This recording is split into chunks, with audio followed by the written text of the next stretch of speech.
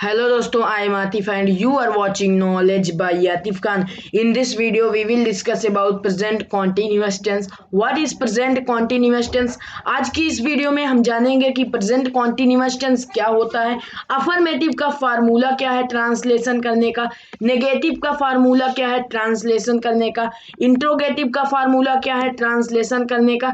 दोस्तों, इसके पहले भी मैं आपको बता चुका हूं कि दो टाइप के इंट्रोगेटिव होते हैं, जब वाक्य के शुरू में क्या हो, और दूसरा इंट्रोगेटिव जब वाक्य के बीच में क्वेश्चन पूछा जा रहा हो। तो इन दोनों इंट्रोगेटिव का फार्मूला क्या है ट्रांसलेशन करने का, सिंगुलर नंबर के साथ हम कौन सी हेल्पिंग वर्ब का प्रयोग करेंगे, प्लूरल नंबर के साथ हम कौन सी हेल्पिंग वर्ब का प्रयोग करेंगे, ये सारी चीजें हम आज की इस वीडियो में जानेंगे। लेकिन आपको वीडियो को पूरा देखना होगा, तो वीडियो को पूरा देखना। चलिए शुरू करते हैं।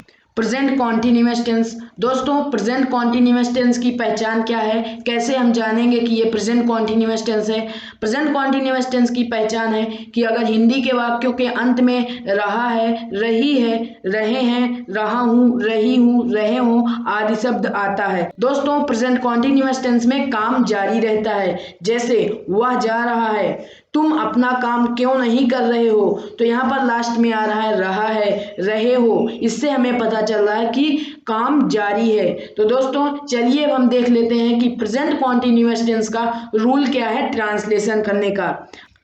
Rule of translation. दोस्तों, सबसे पहले हम सब्जेक्ट लिखते हैं, इसके बाद सब्जेक्ट के अनुसार हम इज, आर या एम में से कोई एक का प्रयोग करते हैं। यदि सब्जेक्ट एक वचन सिंगुलर नंबर हो तो इज का प्रयोग करते हैं, और अगर सब्जेक्ट प्लूरल नंबर हो तो आर का प्रयोग करते हैं। आई के साथ एम का यूज करते हैं। सिंगुलर नंबर, प्लूरल नंबर क्या होता है मैंने आपको प्रेजेंट इंडेफिनिट टेंस के वीडियो में बताया था। अगर आपने वो वीडियो नहीं देखा है तो इस वीडियो के डिस्क्रिप्शन बॉक्स में नीचे आपको लिंक मिल जाएगी, जाओ क्लिक करो और वीडियो को देखो। इसके बाद हम वर्ब की फर्स्ट फॉर्म में आईएनजी का प्रयोग करते हैं। वर्ब की टोटल 3 फॉर्म होती हैं, first form, second form, third form. जैसे गो की first form go, second went and third is gone, go, went, gone. दोस्तों, प्रेजेंट कॉन्टिन्यूअस टेंस में हम वर्ब की फर्स्ट फॉर्म का प्रयोग करेंगे, उसके साथ आईएनजी का प्रयोग करेंगे। इसके बाद हम ऑब्जेक्ट लिखेंगे, अगर सेंटेंस में कोई और वर्ड हो तो उसे लिखेंगे। तो यहाँ तक आपको बात समझ में आ गई होगी। Affirmative formula. सबसे पहले हम सब्जेक्ट लिखते हैं। सब्जेक्ट अगर हमारा सिंगुलर नंबर हो तो इज का प्रयोग करते हैं, अगर हमारा सब्जेक्ट प्लूरल नंबर हो तो आर का प्रयोग करते हैं। सिंगुलर नंबर में ही, सी, इट, दिस और कोई एक पर्सन की बात हो रही हो, सिंगुलर नंबर में आता है। प्लूरल नंबर में वी, दे, यू और दो या दो से अधिक पर्सन की बात हो रही हो तो वो प्लूरल नंबर में आता है, तो वहां पर हम आर का प्रयोग करेंगे। आई के साथ एम का प्रयोग करेंगे। उसके बाद वर्ब की फर्स्ट फॉर्म लिखेंगे, उसमें आईएनजी का प्रयोग करेंगे।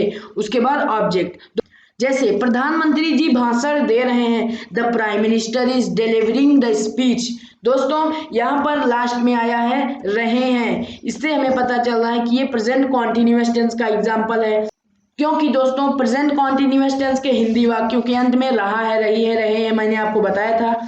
उसके बाद यहाँ पर इज का प्रयोग किया गया है, क्योंकि द प्राइम मिनिस्टर यहाँ पर यह सिंगुलर नंबर है। वर्ब की फर्स्ट फॉर्म के साथ आईएनजी का प्रयोग भी किया गया है। तो यहाँ तक आपको बात समझ में आ गई होगी। अगला एग्जाम्पल है, गली में कुत्ते भौंक रहे हैं, the dogs are barking in the street. Street मतलब कि गली में, बार्क मतलब भौंकना। आईएनजी का प्रयोग किया गया है क्योंकि ये कॉन्टिन्यूअस टेंस है। मैंने आपको बताया यहाँ पर कि वर्ब की फर्स्ट फॉर्म लगाएंगे, उसके बाद उसमें आईएनजी का प्रयोग करेंगे। डॉग्स बहुत सारे कुत्ते हैं, प्लूरल नंबर है, इसलिए आर का प्रयोग किया गया। तो दोस्तों, आपको समझ में आ गया होगा। अगला एग्जाम्पल है, मैं स्कूल जा रहा हूँ, I am going to school. तो दोस्तों, यहाँ पर आई एम का प्रयोग किया गया है, आई के साथ एम का प्रयोग किया जाता है। गो फर्स्ट फॉर्म है, उसके साथ आईएनजी लगा हुआ है। दोस्तों, आपको प्रेजेंट कॉन्टिन्यूअस टेंस का अफर्मेटिव समझ में आ गया होगा। अब अगला है negative. Present continuous tense negative. दोस्तों, जिन वाक्यों में नहीं या नॉट लगा हो ऐसे वाक्यों को हम नेगेटिव या नकारात्मक सेंटेंस कहते हैं। इन वाक्यों का अनुवाद करते समय इज, आर, एम के बाद नॉट लिखते हैं। दोस्तों, नेगेटिव का फार्मूला क्या है ट्रांसलेशन करने का, चलिए देखते हैं। फार्मूला, सबसे पहले हम सब्जेक्ट लिखते हैं, उसके बाद इज, आर, एम लिखते हैं, फिर इज, आर, एम के बाद नॉट का प्रयोग करते हैं। वर्ब की फर्स्ट फॉर्म के साथ आईएनजी लगाते हैं, फिर उसके बाद ऑब्जेक्ट लिखते हैं। फार्मूला सेम है, सिर्फ इज आर एम के बाद हम नॉट का प्रयोग करेंगे। यहाँ पर आपको बात समझ में आ गई होगी। चलिए कुछ ट्रांसलेशन करके देख लेते हैं, जिससे आपको और आसानी से समझ में आ जाएगा। जैसे ये लड़के स्कूल नहीं जा रहे हैं, लास्ट में लगा हुआ है रहे हैं, इससे हमें पता चल रहा है कि प्रेजेंट कॉन्टिन्यूअस टेंस है। नहीं लगा हुआ है, प्रेजेंट कॉन्टिन्यूअस टेंस नेगेटिव। ये लड़के स्कूल नहीं जा रहे हैं, these boys are not going to school. बहुत सारे लड़के हैं, प्लूरल नंबर है, इसलिए आर का प्रयोग किया गया है। हेल्पिंग वर्ब के तुरंत बाद नॉट लगा हुआ है, वर्ब की फर्स्ट फॉर्म के साथ आईएनजी का प्रयोग किया गया है। यहाँ तक दोस्तों आपको बात समझ में आ गई होगी। दोस्तों अगला एग्जाम्पल है, वह अपना गृह कार्य नहीं कर रही है। कर रही है से पता चल रहा है कि ये प्रेजेंट कॉन्टिन्यूअस टेंस है। नहीं लगा हुआ है, प्रेजेंट कॉन्टिन्यूअस टेंस नेगेटिव। वह अपना गृह कार्य नहीं कर रही है, she is not doing her homework. दोस्तों अगला एग्जाम्पल है, वह अपना गृह कार्य नहीं कर रहा है, he is not doing his homework. यहाँ पर सी लगा हुआ है, यहाँ पर ही लगा हुआ है, और यहाँ पर हिज लगा हुआ है, यहाँ पर हर लगा हुआ है। क्योंकि यहाँ पर रही है लगा हुआ है, एक लड़की को दर्शा रहा है, जिसमें हमेशा लड़कियों के लिए सी का इस्तेमाल किया जाता है और बॉयज के लिए ही का इस्तेमाल किया जाता है। अपना गृह कार्य हर होमवर्क, अपना गृह कार्य नहीं कर रहा है हिज होमवर्क, क्योंकि लड़का है यहाँ पर, और लड़कियों के लिए हर का प्रयोग किया गया है। तो दोस्तों इन दोनों में आपको अंतर अच्छी तरीके से समझ में आ गया होगा। अगला एग्जाम्पल है, मैं इलेक्शन नहीं लड़ रहा हूँ, I am not contesting the election. I am not contesting the election. रहा हूँ से पता चल रहा है प्रेजेंट कॉन्टिन्यूअस टेंस है। नहीं लड़ रहा हूँ, present continuous tense negative. I am not. दोस्तों यहाँ पर आप ध्यान दीजिए, हेल्पिंग वर्ब के तुरंत बाद नॉट का इस्तेमाल किया गया है। कॉन्टेस्टिंग दोस्तों वर्ब की फर्स्ट फॉर्म के साथ यहाँ पर आईएनजी का प्रयोग किया गया है। तो यहाँ तक आपको बात पूरी अच्छी तरीके से समझ में आ गई होगी। इंट्रोगेटिव दोस्तों मैंने आपको पहले भी बता दिया कि दो टाइप के इंट्रोगेटिव होते हैं। फर्स्ट, जब वाक्य के शुरू में क्या हो, और सेकंड, जब वाक्य के बीच में क्वेश्चन पूछा जा रहा हो। तो चलिए दोस्तों हम देख लेते हैं कि जब वाक्य के शुरू में क्या हो तो इसका रूल क्या है ट्रांसलेशन करने का। जब वाक्य के शुरू में क्या हो, जैसे क्या वह आज भी क्रिकेट खेल रहा है लगा हुआ है, ये प्रेजेंट कॉन्टिन्यूअस टेंस है। दोस्तों हिंदी वाक्य के शुरू में क्या लगा हुआ है, इसलिए ये प्रेजेंट कॉन्टिन्यूअस टेंस का इंट्रोगेटिव होगा। दोस्तों आपको एक बात ध्यान रखनी है कि हमेशा कभी भी आप किसी भी टेंस में इंट्रोगेटिव का ट्रांसलेशन कर रहे हैं तो आपको लास्ट में क्वेश्चन मार्क लगाना होगा, चाहे वो इंग्लिश का सेंटेंस हो या हिंदी का वाक्य हो। अगला एग्जांपल है, क्या तुम अब दिल्ली जा रहे हो। दोस्तों आप यहाँ पर देखिए कि हिंदी वाक्य के शुरू में क्या आ रहा है, लास्ट में क्वेश्चन मार्क लगा हुआ है।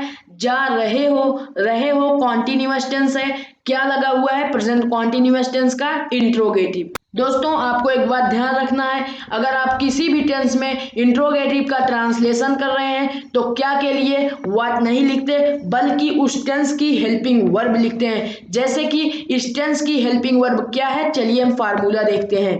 फार्मूला, सबसे पहले हम इज आर एम लिखेंगे सब्जेक्ट के अकॉर्डिंग। अगर हमारा सब्जेक्ट प्लूरल नंबर हुआ तो आर लिखेंगे, सिंगुलर नंबर है तो इज लगाएंगे, आई है तो आई के साथ एम का यूज करेंगे। उसके बाद वर्ब की फर्स्ट फॉर्म लिखेंगे, वर्ब की फर्स्ट फॉर्म के साथ आईएनजी का प्रयोग करेंगे, फिर हम ऑब्जेक्ट लिखेंगे। दोस्तों मैंने आपको बताया था कि अगर क्या हो तो क्या के लिए व्हाट नहीं लिखते, बल्कि उस टेंस की हेल्पिंग वर्ब लिखते हैं। जैसे कि प्रेजेंट कॉन्टिन्यूअस टेंस के इंट्रोगेटिव की हेल्पिंग वर्ब है इज आर एम। जैसे हमारा सब्जेक्ट सिंगुलर हुआ तो इज, प्लूरल हुआ तो आर, आई के साथ एम। यहाँ तक आपको बात समझ में आ गई होगी। अब चलिए कुछ ट्रांसलेशन करके देख लेते हैं। जैसे क्या वह आज भी क्रिकेट खेल रहा है, is he playing the cricket event today. दोस्तों यहाँ पर सबसे पहले हेल्पिंग वर्ब इज लिखी गई है, क्योंकि हमारा ही जो है सिंगुलर नंबर है। वर्ब की फर्स्ट फॉर्म के साथ आईएनजी का प्रयोग किया गया है, और दोस्तों लास्ट में क्वेश्चन मार्क लगा हुआ है, क्योंकि मैंने आपको बताया कि किसी भी टेंस में अगर आप इंट्रोगेटिव का ट्रांसलेशन कर रहे हैं तो लास्ट में क्वेश्चन मार्क लगाना होगा। अगला एग्जाम्पल है, क्या तुम अब दिल्ली जा रहे हो, are you going to Delhi now. दोस्तों यहाँ पर हेल्पिंग वर्ब आर लगाई गई है, क्योंकि हमारा यू प्लूरल नंबर है। वर्ब की फर्स्ट फॉर्म के साथ आईएनजी का प्रयोग किया गया है, और दोस्तों लास्ट में क्वेश्चन मार्क लगा हुआ है। तो आपको समझ में आ गया होगा।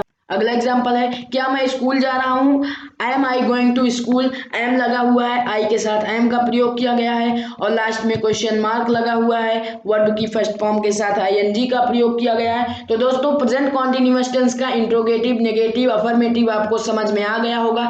अब लास्ट है present continuous tense second interrogative, जब वाक्य के बीच में क्वेश्चन पूछा जा रहा हो। तो चलिए अब देख लेते हैं उसका फार्मूला क्या है ट्रांसलेशन करने का। Present continuous tense second interrogative, जब वाक्य के बीच में क्वेश्चन पूछा जा रहा हो, जैसे अब कक्षा में कौन पढ़ा रहा है, यहाँ पर बीच में क्वेश्चन पूछा गया है कि कौन पढ़ा रहा है। यहाँ पर दोस्तों लास्ट में क्वेश्चन मार्क लगा हुआ है, यहाँ पर भी क्वेश्चन पूछा जा रहा है, ये भी इंट्रोगेटिव है, इसलिए इसमें भी क्वेश्चन मार्क लगेगा।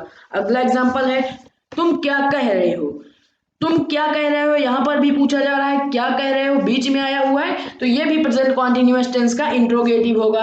तो दोस्तों यहाँ पर आपको समझ में आ गया होगा कि जब वाक्य के बीच में क्वेश्चन पूछा जा रहा हो वो वाक्य कैसे होते हैं। तो दोस्तों चलिए अब ट्रांसलेशन का फार्मूला देख लेते हैं कि इसका ट्रांसलेशन हम कैसे करेंगे। फार्मूला है कि सबसे पहले हम क्वेश्चन वर्ड लिखते हैं। क्वेश्चन वर्ड मतलब कि क्या, कौन, ये सब हमारा पहले आएगा। कौन की अंग्रेजी होती है हु, क्या कह रहे हो, तो हमारा क्वेश्चन वर्ड जो है सबसे पहले आएगा। उसके बाद इज आर एम लगाएंगे सब्जेक्ट रिकॉर्डिंग, अगर हमारा सब्जेक्ट सिंगुलर नंबर हो तो इज, प्लूरल नंबर हो तो आर, और अगर आई हो तो वहां पर आई एम का प्रयोग करेंगे। वर्ब की फर्स्ट फॉर्म के साथ आईएनजी लगाएंगे, उसके बाद ऑब्जेक्ट लिखेंगे। दोस्तों चलिए कुछ ट्रांसलेशन करते हैं जिससे आपको और आसानी से समझ में आ जाए। जैसे तुम क्या कह रहे हो, क्वेश्चन बीच में पूछा जा रहा है कि तुम क्या कह रहे हो, तुम क्या कह रहे हो, व्हाट आर यू सेइंग।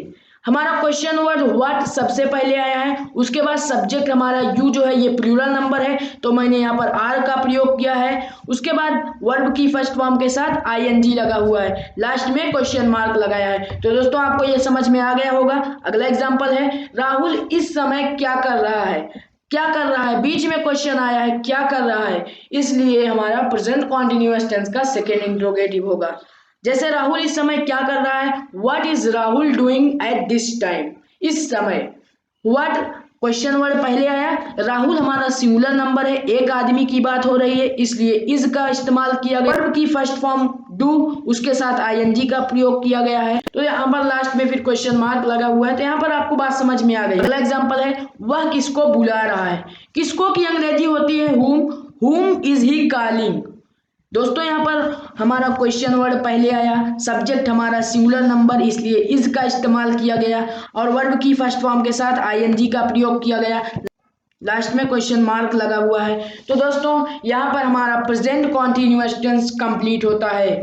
तो दोस्तों आज की इस वीडियो में मैंने आपको बताया कि प्रेजेंट कॉन्टिन्यूअस टेंस क्या होता है, प्रेजेंट कॉन्टिन्यूअस टेंस की पहचान क्या है, कैसे हम जानेंगे कि ये प्रेजेंट कॉन्टिन्यूअस टेंस है, अफर्मेटिव का फार्मूला क्या है ट्रांसलेशन करने का, नेगेटिव का फार्मूला क्या है ट्रांसलेशन करने का, इंट्रोगेटिव का फार्मूला क्या है ट्रांसलेशन करने का। दो टाइप के इंट्रोगेटिव होते हैं, दोनों टाइप के इंट्रोगेटिव का फार्मूला क्या है, कैसे हम पहचानेंगे, ये सारी चीजें हम आज की इस वीडियो में डिस्कस किए। उम्मीद करता हूँ आपको वीडियो पसंद आया होगा। अगर वीडियो पसंद आया तो वीडियो को लाइक करना, चैनल को सब्सक्राइब करके बेल आइकन को ऑन कर लेना ताकि आने वाले सारे नोटिफिकेशन सबसे पहले आपको मिले। तो मिलते हैं अगली वीडियो में, तब तक के लिए बाय बाय।